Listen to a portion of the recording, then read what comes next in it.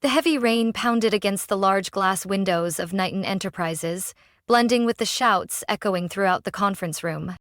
Useless! Charles Knighton's voice was as cold as steel. The file flew from his hand, the pages scattering across the marble floor. Do you have any idea how much your mistake could cost us? I stood across from him, gripping the edge of the table, my palms slick with sweat. The expansive room suddenly felt smaller, stifling and oppressive. Dad, I can fix this. The contract hasn't been signed yet, I said, trying to keep my voice steady. Fix it? A cold laugh echoed from the end of the table. Ethan, my older brother, smirked. You almost sold our maritime division for half its actual value. Fix what? Do you think this is some kind of game? I've been working 80 hours a week, I said, my voice breaking. I just need a little more time to do what? Dad cut me off. Make more mistakes? You've humiliated this family. You think I'll give you another chance? Behind him, my mother appeared in a charcoal gray Chanel dress, her face flawless as if she'd just stepped off the cover of a magazine. She stood with her arms crossed, her expression as cold as ice. Charles, the board is waiting, she said, her tone flat. My father straightened his tie, his face suddenly blank like a mask. We'll talk later, he said, turning away and walking out of the conference room without another glance at me. The glass doors closed. The room fell eerily silent. I stood there, alone in the vast space where I once proudly thought I would inherit the family company. Now, all I had was Ethan's contemptuous stare. No, Dad believed in you, he said, stepping closer, his voice a low whisper. He thought you could do something great, but now? You're just a useless little girl, always trying, but never good enough. I didn't respond. My throat tightened, my heart pounding so loudly I could barely hear anything else. That evening, I was summoned to my father's office. The room was dark, except for the single desk lamp casting a harsh glow. My father sat behind the old oak desk, his eyes fixed on me as if I were a stranger. You're fired, he said bluntly. My heart stopped. Dad, what are you saying? You're no longer with Knighton Enterprises. The board has lost confidence in you. Your contract will be terminated immediately. Why? It was just one mistake. I've been working nonstop. Make a mistake we cannot forgive, he interrupted, his voice slamming down like a gavel. You'll receive 6 months severance. After that, you're on your own. Your mother has arranged a position for you at your Uncle Victor's company in Seattle. Seattle? I shook my head, eyes wide with shock.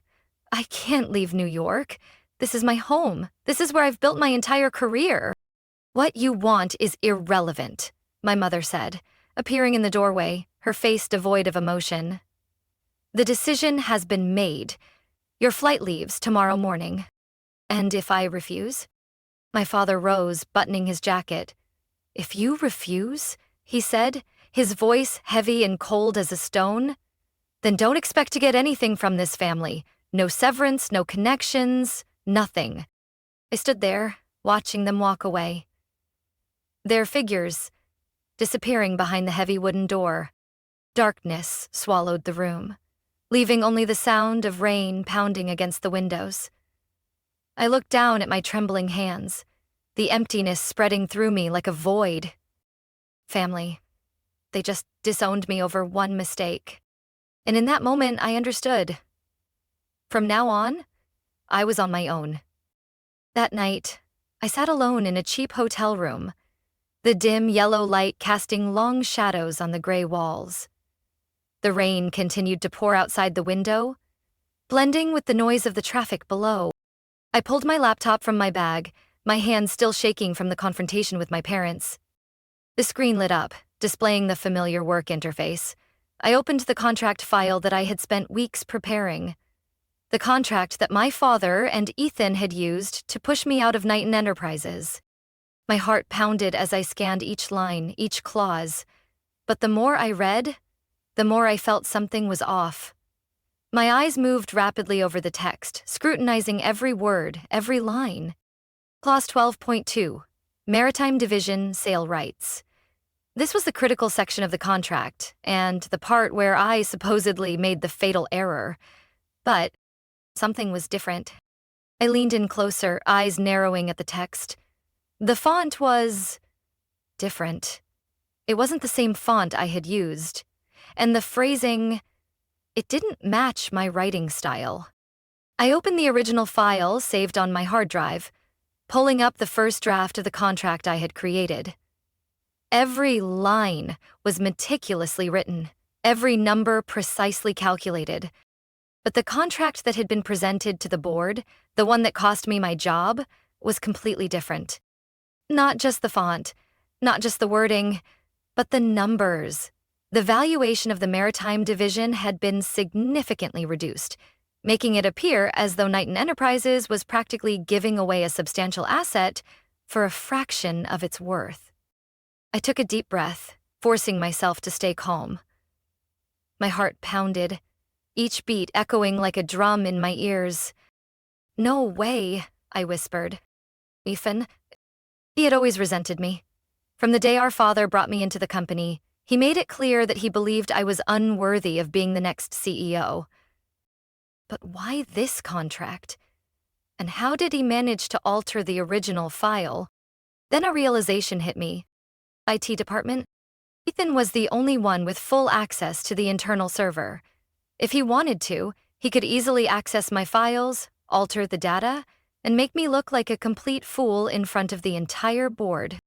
"It was him," I whispered, my eyes narrowing as the rage began to rise. "But why?" I leaned back against the chair, closing my eyes, trying to piece together the events. Ethan had always been jealous. When Dad brought me into Knighton Enterprises, he told me that I would one day inherit the CEO position. Ethan, of course, was furious. And now he had finally gotten what he wanted. He had taken me down, made me look incompetent, and secured our father's unwavering trust. But there was one thing he didn't know. I was never the kind to back down. The laptop screen remained illuminated, displaying every line of the forged contract. I clicked, opening the file's metadata. The author's name was still listed as mine, but when I scrolled down to the edit history, my heart skipped a beat.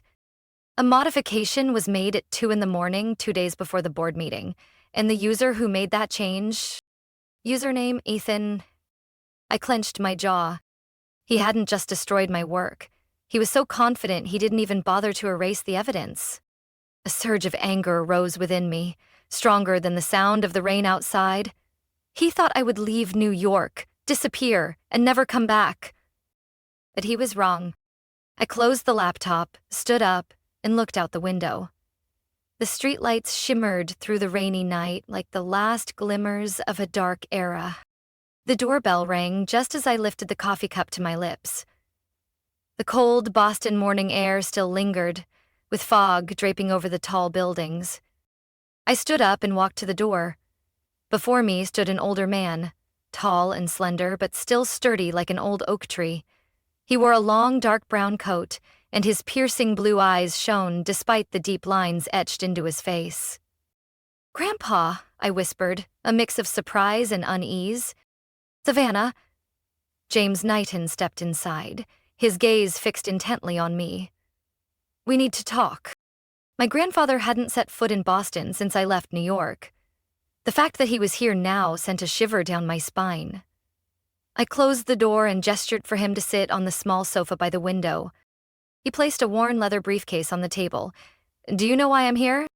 I stayed silent, watching him without a word.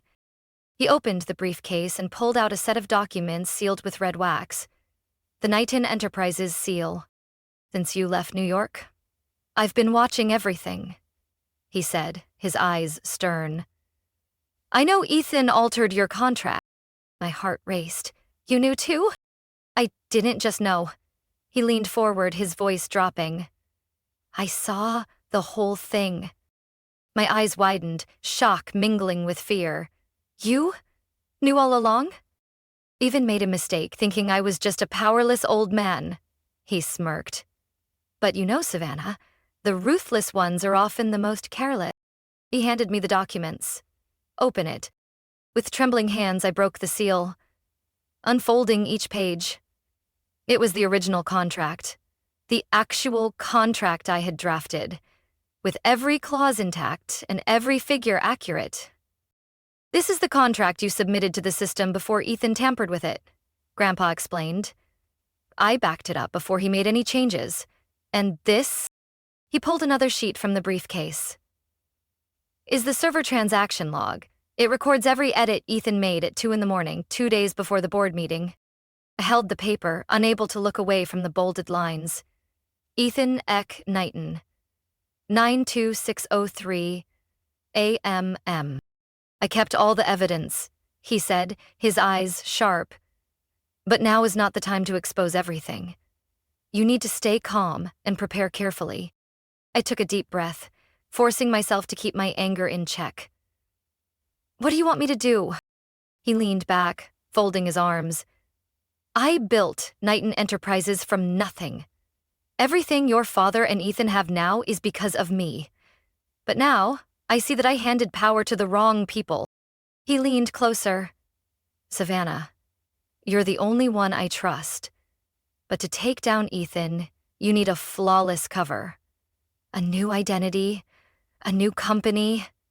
Let them think you've given up, that you no longer care about Knighton Enterprises. I straightened my posture, fully aware that this was my one chance to reclaim everything. What do you want me to do? You're going to start a new company, he said, his voice firm. A company that Ethan and your father would never suspect is connected to you. I'll provide the initial funding and introduce you to some old connections to get you started. I frowned. A maritime company? He nodded. Exactly. Phoenix Maritime Solutions. You'll operate under that name, and you'll be based here in Boston, far away from Ethan's reach. Demix Paratime. I repeated the name, feeling a fire ignite in my chest. You won't just be running a shipping company, he said, his voice cold and calculating. You'll be collecting information. Everything related to Knighton Enterprises, to Ethan, to every shady deal he's orchestrating. I've heard rumors that Ethan is using the maritime division to launder money through international shipments. If we gather enough evidence, we can take him down, I said, my eyes blazing. He nodded, his gaze fierce. You're the only one who can do it, Savannah. Prove to them that they were wrong to underestimate you. I stood up, eyes set with determination. Grandpa, I won't let you down. He placed a firm hand on my shoulder, a gentle smile forming, though his eyes remained as sharp as a hawk's. You don't just need to win, Savannah. You need to crush them. Make sure they never dare to pull this stunt again. I looked out the window, the Boston skyline still shrouded in fog. But inside me, a fire had been lit. Phoenix, the symbol of rebirth. And I would rise from the ashes they left behind. The early morning in Boston was cold and misty. The small office building sat modestly amidst a bustling industrial district, but inside, the atmosphere was electric with anticipation. Savannah, there's an email from Pacific Logistics. Olivia, my assistant, entered with a thick file. She was the first person I hired, a sharp, smart young woman who never hesitated to work day and night. Good. Bring it to the conference room, I said, eyes still glued to the computer screen. Phoenix Maritime Solutions had only been operating for a year, but we had already made significant waves in the shipping industry. From a no-name startup, we had rapidly built a reputation for taking on complex shipping routes that the major players overlooked. I leaned back in my chair, eyes scanning the dashboard displaying shipping data from major ports like New York, Miami, and Houston. Every shipment, every contract was monitored closely by me. I wasn't just trying to make Phoenix Maritime Solutions successful. I was using it as a tool to track every move Ethan made at Knighton Enterprises. Avi, Savannah, Olivia's voice called from the conference room. Pacific Logistics wants to meet with you. They have a major contract that needs urgent handling. I nodded, standing up and heading into the conference room. Inside the room, a middle-aged man in a black suit was waiting. He introduced himself as Raymond Liu, CEO of Pacific Logistics. His sharp eyes scanned me from head to toe, as if assessing every small detail. I heard you're the best when it comes to handling difficult contracts, Raymond said, his tone calm. I just don't back down from a challenge, I replied, not blinking. Raymond smirked, pushing a file toward me. Here's a list of goods that need to be shipped from the port of New York to Singapore. We contacted Knighton Enterprises, but they couldn't handle the volume in such a short time frame. I opened the file, carefully reviewing each page. This is a substantial volume, I said, eyes skimming the numbers. If Knighton Enterprises takes this contract, they'll have to allocate all their resources to it, meaning other contracts will face delays. Exactly. Raymond nodded. And I heard, you have a way to handle it without involving Knighton. I smiled, closing the file. We can take this contract, but in return, I want exclusive shipping rights for Pacific Logistics for the next 2 years. Raymond leaned back, narrowing his eyes. You're not just after one contract. I want Knighton Enterprises' entire client network, I said firmly. If we sign this deal, I won't just solve your problem. I'll also ensure Knighton loses one of its biggest clients. Raymond laughed. I like the way you think. A few days later, the contract with Pacific Logistics was signed. It was the first step in my long-term plan. Every move had to be calculated, leaving no room for error. I spent the following weeks solidifying our client network, building a loyal and reliable team. Olivia worked tirelessly, becoming my most trusted right hand. But I knew I needed someone who could monitor Ethan's shady deals without being detected. And that person showed up one Saturday afternoon. I was sitting in my office, the sunset casting a warm glow through the window, when the phone rang. An unfamiliar number flashed on the screen. Oh, Savannah, long time no see. The voice made me sit up straight. It was Lucas Hayes, the former head of IT at Knighton Enterprises. The one Ethan fired after he discovered a suspicious transaction? Lucas, I heard you're building a pretty strong shipping company out in Boston, Lucas said, his tone laced with a hint of mischief. And I heard you're looking for someone who knows how to extract data without leaving a trace. I gripped the phone tighter, eyes fixed on the computer screen. What do you want, Lucas? To help you, he said. And to get back at Ethan, I leaned back in the chair, a sly smile forming on my lips. Lucas wasn't just a tech expert. He was the only one who knew how to get into Knighton Enterprises' internal server without being detected. Fine, I said, my voice steady. I'll give you everything you need. But in return, I want every piece of transaction data on Ethan from the past 3 years. Lucas laughed. Savannah, I won't just give you the data. I'll show you what Ethan has really been hiding. I hung up, eyes staring out at the busy street below. Phoenix Maritime Solutions was no longer just a small player in the shipping industry. Step by step, I was expanding my network, gathering information, building my arsenal. And when the time was right, I would take Ethan down.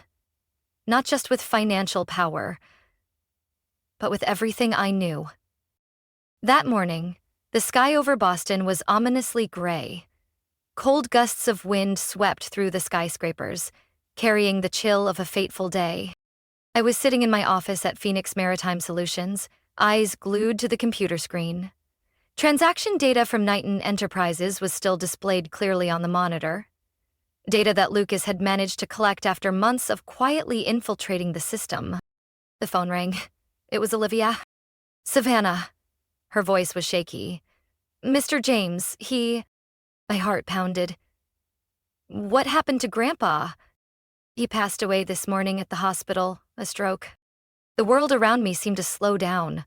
My hand trembled, nearly dropping the phone. Grandpa, the only one who stood by me, who helped me prepare every step to reclaim what was rightfully mine. And now, he was gone. The funeral is tomorrow, Olivia continued. The entire Knighton family will be there, and there will be a will reading. The will reading. No more words were necessary. I knew exactly what it meant. This was the moment Ethan had been waiting for. The moment he believed he would finally gain control of Knighton Enterprises. And I, the one who had been disowned by the family, would appear among them, like a ghost.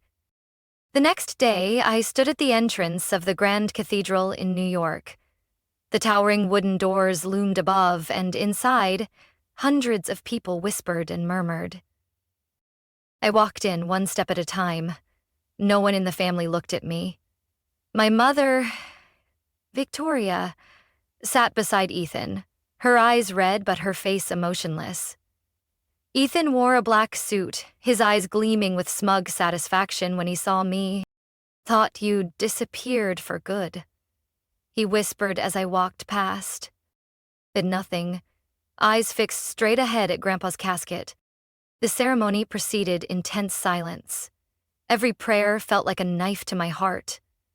Grandpa lay there, unable to say a word. No longer a protector, no longer a guide.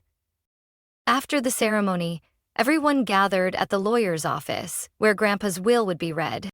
The room was spacious but stifling. Ethan sat at the head of the table, hands folded, a confident smirk on his face. Beside him, my mother folded her arms, lips pressed tight as if she were bracing for the best news of her life. I sat at the far end of the table, eyes cold, scanning every face. Mr. Wallace, Grandpa's lawyer, stood up, opening the envelope containing the will. Every word he spoke echoed in the room, each syllable landing like a hammer. I, James Knighton, leave all personal assets including real estate, stocks, and investment funds to my only son, Charles Knighton. Ethan smiled, eyes sliding over to me with a triumphant glint. I also leave my entire antique collection to my wife, Victoria Knighton. My mother gripped Ethan's hand, unable to hide her glee.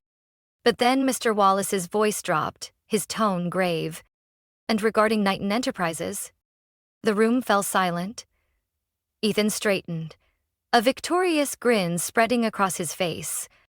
I leave the entire controlling stake of Knighton Enterprises, including 55% of the company shares and direct executive authority, to my only granddaughter. All eyes turned to Ethan. His face was frozen. Savannah Knighton. The air seemed to solidify. Ethan shot up from his chair, his eyes blazing as if someone had just thrown a bucket of ice water in his face. What? Is this some kind of joke? My mother's mouth hung open, her eyes wide with horror. No, this can't be. Ethan is the rightful heir. Savannah was disowned. Mr. Wallace remained unfazed by the chaos around him. He placed another set of documents on the table. James Knighton left a letter for everyone. All eyes turned to the stack of papers. Mr. Wallace opened it, his voice clear and unwavering as he read. Ethan, you were once my greatest hope. But I realized that your ambition was only to seize power, not to build something meaningful. You deceived, manipulated, and even harmed your sister to get what you wanted. Savannah, you are the only one I trust to lead Knighton Enterprises through the storm. You are not only a builder, but someone who understands the true essence of this family. You were pushed out of the company without cause. Now it is time for you to return. Knighton Enterprises, from this moment forward, belongs to you. The room erupted in murmurs, but none could drown out the furious, labored breathing of Ethan.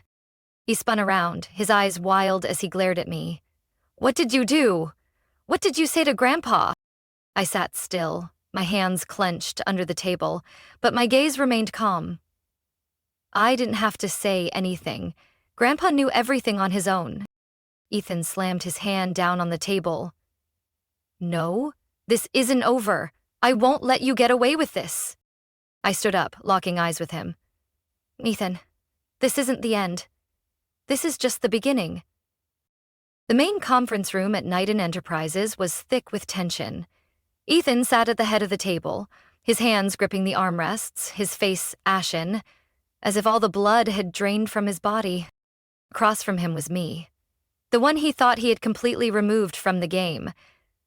But now, I stood before him, holding the reins of Knighton Enterprises as per my grandfather's will.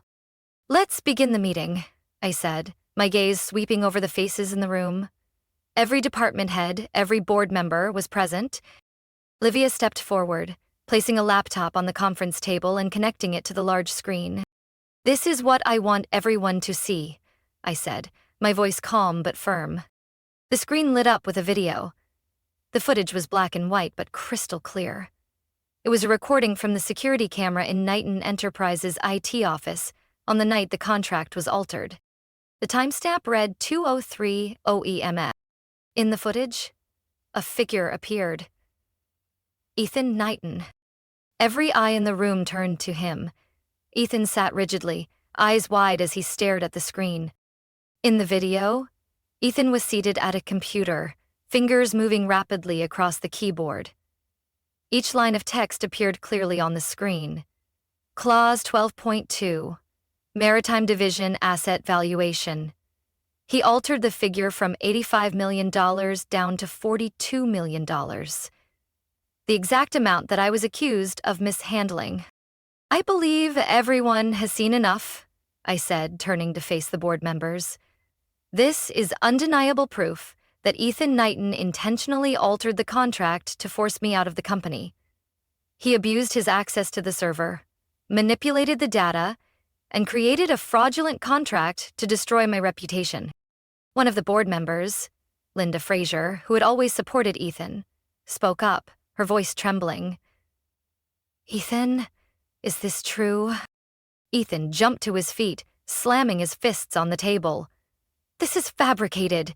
She hired someone to impersonate me. This is a setup. I crossed my arms, staring him down. If I really staged this video, Ethan, then why are the original server logs still intact? Anyone can verify them at any time. Lucas, would you come in? The conference room door opened. Lucas Hayes, the man who had gathered all the data from the server, stepped in, holding a USB drive. Lucas plugged the USB into the laptop. Here is a complete copy of the server logs from that night. Every action was recorded in detail. The person who altered the contract was Ethan Knighton, using the highest level access account. Ethan stumbled back, his eyes darting around as if searching for an escape. No, this is a lie. She's manipulated everything. And this, Lucas continued, opening another file, is a recording of Ethan's phone call with a man named Victor Jansen, the one Ethan hired to conduct a series of phantom transactions, laundering money through maritime contracts. Victor is currently under investigation by the FBI and is prepared to testify against Ethan Knighton. The room exploded with whispers. Board members exchanged worried glances. I stepped forward, staring directly at Ethan. Ethan, you didn't just try to destroy me. You embezzled company funds to launder money. You betrayed Grandpa, betrayed Dad, and betrayed everyone who ever believed in you. Ethan slumped back into his chair, his face pale. No. I just wanted to take back what was supposed to be mine. Everything you ever had was because of Grandpa, I said, my voice ice cold. But now, you have nothing. Linda Fraser stood up, looking at the other board members. I propose an immediate vote to remove Ethan Knighton from all management positions at Knighton Enterprises. One by one, hands went up. Every single one in favor. The decision is unanimous, Linda said, turning to Ethan. You are stripped of all power in the company effective immediately.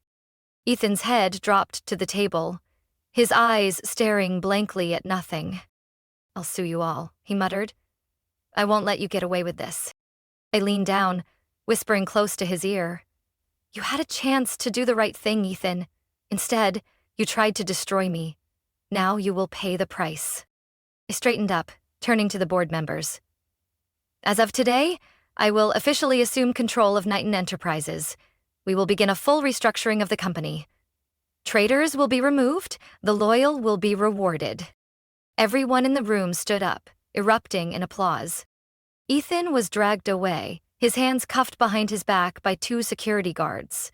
He twisted his neck to look at me, eyes burning with hatred. Savannah, you'll pay for this. I remained silent, eyes fixed on the door as they pulled him out.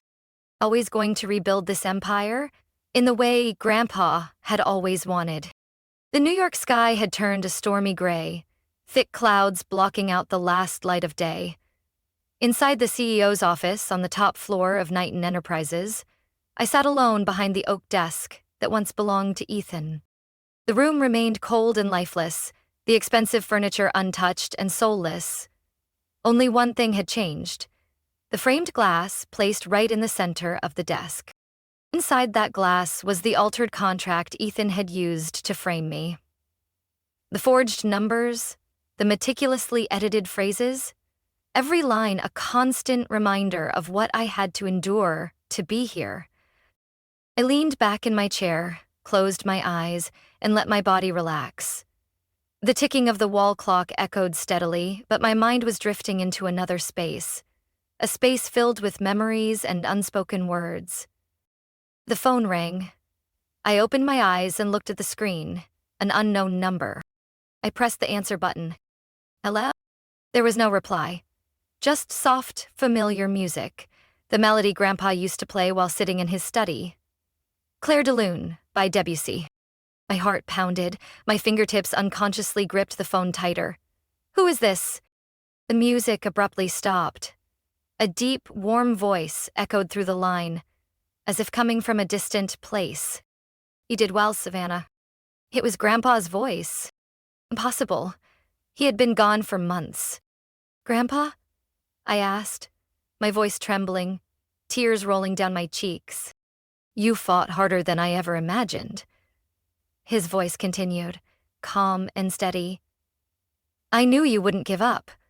You did the right thing, not just to protect yourself, but to safeguard this family's legacy. I covered my mouth, trying to hold back the sobs. How were you talking to me? This is a recording, he explained. I asked Lucas to send it to you once everything was over. Lucas? Of course. Lucas had been quietly preparing everything without me knowing. Savannah? Grandpa's voice grew softer, warm yet stern. You've taken back what was rightfully yours. But power isn't just something to possess. It's something that must be controlled and guided, with both intelligence and compassion. I swallowed, my eyes wide as I stared out the window. Outside, the city lights twinkled like distant stars. You've faced Ethan and won. But this isn't the end, he continued. You will have more enemies. Those I once trusted will now turn against you. They will do everything to drag you down, to make you the new target. Be careful, Savannah. Remember this. The most dangerous enemy is not the one in front of you, but the one standing behind you. I closed my eyes, feeling a chill sweep through the room. And finally, his voice lowered to a near whisper. I am proud of you. You are not just the heir to Knighton Enterprises. You are the only one who can change the future of this family. Don't let them defeat you, Savannah. Never. The soft strains of Clair de Lune played again, gentle but haunting. The line went dead, and the screen displayed the words, "Call ended." I placed the phone back on the desk, my chest heaving with unsteady breaths. Grandpa's last message? A recording. But it felt as if he were right here, standing behind me, resting his hand on my shoulder, looking at me with those warm yet stern eyes. I turned around and stared at the framed glass on the desk. The forged contract. the final remnant of Ethan's power play. A man who would stop at nothing to seize control, but ultimately became the victim of his own ambition. I picked up the frame, examining every line of text. It was a testament to betrayal, to ruthlessness, to insatiable greed. But now, it was also a symbol of my strength, patience, and unwavering resolve. Savannah Knighton, once branded as a failure and outcast, now stood stronger than ever. I set the frame back down, took a deep breath, and lifted my head high. Outside the window, the rain over New York had ceased. The lights from the skyscrapers reflected off the wet streets, sparkling like thousands of diamonds dancing in the night. And somewhere far away, I knew Grandpa was watching, smiling with pride. Savannah's story is a powerful testament to the strength of patience and relentless determination. Betrayed by her family and pushed out of the company, she not only rose again but rebuilt her career from the ground up. With her grandfather's silent support, Savannah exposed the truth, took down the traitor, and reclaimed control of Knighton Enterprises. It's a valuable lesson in refusing to let failure define you, and instead using the pain to fuel a stronger, more resilient comeback. What do you think about Savannah's fight to reclaim justice? Has she truly won, or is this just the beginning of a new battle? Share your thoughts and stay tuned for more intense and emotional family stories.